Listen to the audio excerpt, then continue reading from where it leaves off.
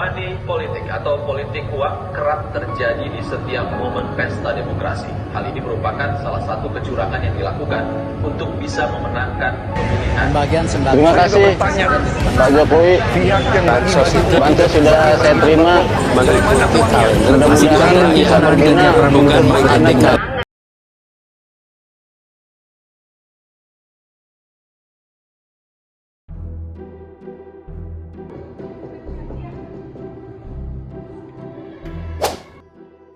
Ini Fafafa, calon gubernur nomor urut 1 yang jujur, berintegritas, dan senang berdiskusi. Nah, pemimpin seperti Pak Fafa inilah yang harusnya dibutuhkan oleh masyarakat dengan karakter pribadi yang baik dan berintegritas tinggi.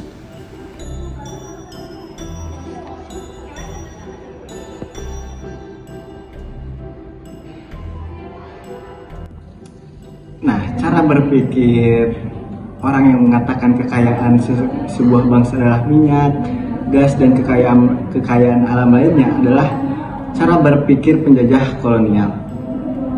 Kekayaan terbesar sebuah bangsa adalah rakyatnya. Meanwhile. Oke Bu, jadi kita di sini mau nanya gimana cara Ibu nantinya untuk memberantas kemiskinan. Kalau ini Bu Fufu, calon gubernur nomor urut 2 yang penting sembako dan banyak gak ya? Palingan saya kasih bansos. Nah, kalau dananya sendiri itu dari mana, Bu? Nanti ya saya jawab lagi, saya buru-buru. Bu. A few moments later. Assalamualaikum.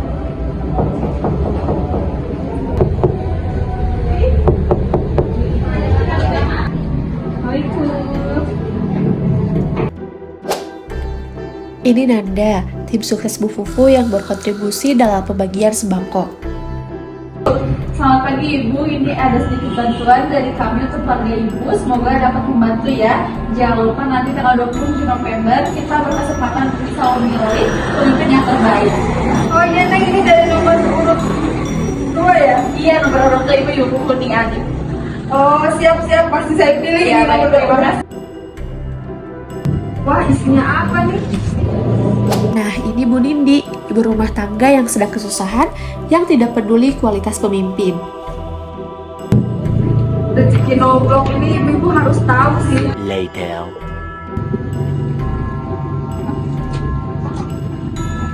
Bu, tahu enggak? Aku barusan dapet ini, Ibu dapat enggak? Enggak, saya mah belum dapat loh. Ah masa, lumayan tahu ini isinya ada sembako sama uang. Lumayan buat nongkrong. Wah, lumayan banget. Jangan diterima, Bu. Yang terakhir Bu Nisa, sosok ibu rumah tangga yang memiliki pendirian atas pilihannya. Jangan dengerin masukan Bu Nindi, kita harus memilih pemimpin sesuai keyakinan kita sendiri. Rezeki mah jangan ditolak, mumpung lagi susah terima aja.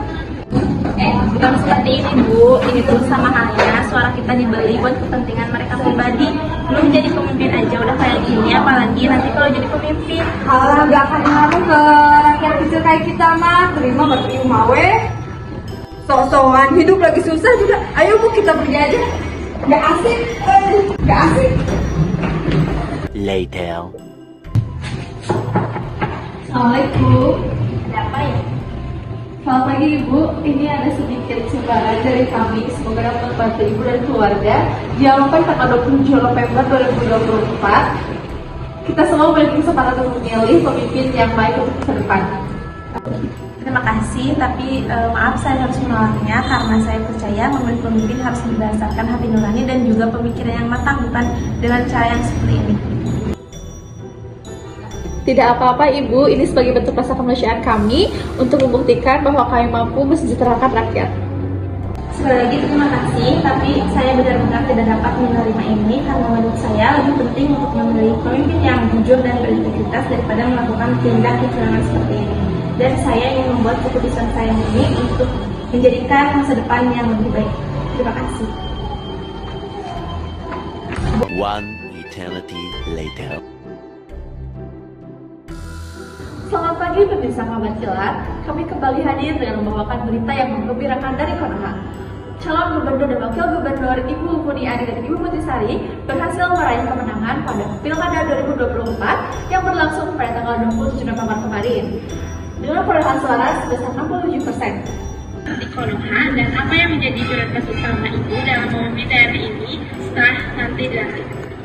Tentunya saya merasa sangat senang dan prioritas utama saya adalah untuk meningkatkan kesejahteraan. Later. Bu, lagi lihat apa tuh?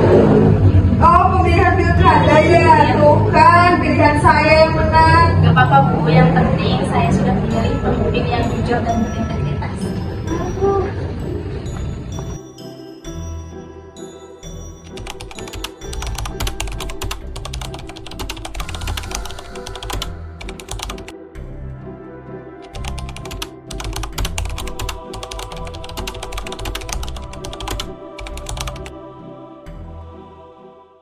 Nilai sebuah suara tidak dapat dibeli dengan uang. Kesulitan ekonomi tidak boleh menjadi alasan untuk mendukung praktik korupsi. Pemimpin sejati tak hanya memberi sembako, tapi memberi perubahan jangka panjang. Politik uang merusak demokrasi dan memanfaatkan kerentanan rakyat. Keputusan moral meskipun sulit memiliki kekuatan untuk mengubah masa depan menjadi lebih baik.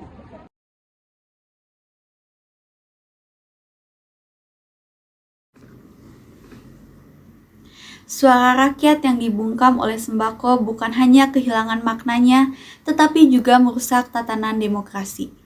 Seorang pemimpin yang terpilih bukan lagi menjadi representasi dari harapan rakyat, melainkan hasil dari manipulasi kepentingan politik yang sempit. Disinilah letak ironinya. Demokrasi yang seharusnya menjadi sistem di mana rakyat bebas menentukan nasib mereka, berubah menjadi ajang manipulasi yang dapat merugikan rakyat itu sendiri, bahkan dalam jangka waktu yang panjang. Nah, ketika seorang kandidat politik memenangkan pemilihan karena praktik politik sembako, bukan karena program atau kemampuan kepemimpinannya, ia tidak merasa berutang pada rakyat yang memilihnya, tetapi pada mereka yang membantu membiayai kampanyenya. Ini menciptakan lingkaran setan di mana kebijakan publik tidak lagi dibuat untuk kesejahteraan masyarakat, melainkan untuk membayar kembali mereka yang mendapat kemenangan politiknya. Akibatnya, program-program yang seharusnya mendukung kepentingan rakyat seperti perbaikan infrastruktur, pendidikan, dan layanan kesehatan seringkali diabaikan atau dijalankan setengah hati. Pemimpin yang terpilih melalui jalan ini cenderung lebih memikirkan cara mempertahankan kekuasaannya daripada membangun masa depan yang lebih baik bagi rakyatnya. Bagi masyarakat, konsekuensi dari suara yang dibungkam oleh sembako ini sangat terasa dalam jangka panjang. Mereka mungkin merasakan manfaat sesaat dari bantuan sembako ini. Tetapi setelah pilkada usai, janji-janji kesejahteraan dan perubahan yang sempat dilontarkan selama kampanye seringkali menguap begitu saja. Sembako itu pun cepat habis, sementara masalah-masalah yang lebih mendasar seperti kemiskinan, pengangguran, dan ketidakadilan tetap menjadi beban yang harus mereka pikul. Lebih dari itu, praktik politik sembako ini juga menanamkan budaya ketergantungan dan sikap apatis masyarakat. Ketika suara mereka dapat dibeli dengan barang-barang material, warga cenderung kehilangan kepercayaan terhadap proses politik itu sendiri. Mereka tidak lagi memandang pemilu sebagai kesempatan untuk benar-benar memilih pemimpin yang terbaik, melainkan sebagai ajang untuk mendapatkan bantuan instan yang sifatnya hanya sementara. Ini membahayakan demokrasi masa depan kita karena mengikis partisipasi politik yang sehat dan penuh kesadaran. Agar suara rakyat tidak terus terbungkam oleh sembako, perlu adanya kesadaran kolektif dari semua pihak, baik dari masyarakat sendiri maupun dari pemerintah dan penegak hukum. Masyarakat harus memahami bahwa suara mereka memiliki nilai yang jauh lebih tinggi daripada sekantong sembako. Suara itu adalah investasi mereka untuk masa depan, sebuah kesempatan untuk memilih pemimpin yang bisa membawa perubahan nyata dan berkelanjutan. Di sisi lain, pemerintah dan lembaga penegak hukum harus lebih tegas dalam menindak praktik-praktik politik uang ini, serta memberikan edukasi kepada masyarakat tentang pentingnya memilih dengan kesadaran bukan karena iming-iming materi. Demokrasi yang sejati hanya bisa terwujud ketika setiap individu bebas menyuarakan pilihannya tanpa ada tekanan atau pengaruh dari pihak manapun. Masyarakat yang cerdas dan berdaulat adalah kunci untuk memutus rantai politik uang ini dan mengembalikan pilkada yang jujur.